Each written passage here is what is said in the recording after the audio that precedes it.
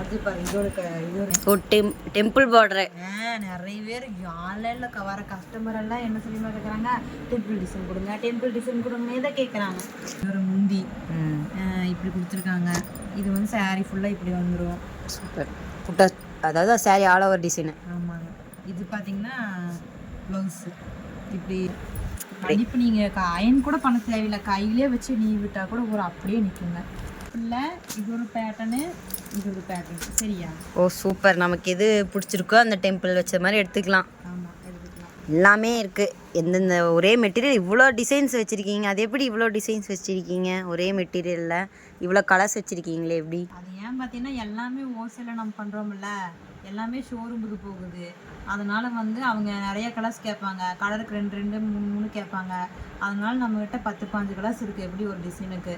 எல்லாமே டிஃப்ரெண்ட் கலர்ஸாக தான் இருக்கும்.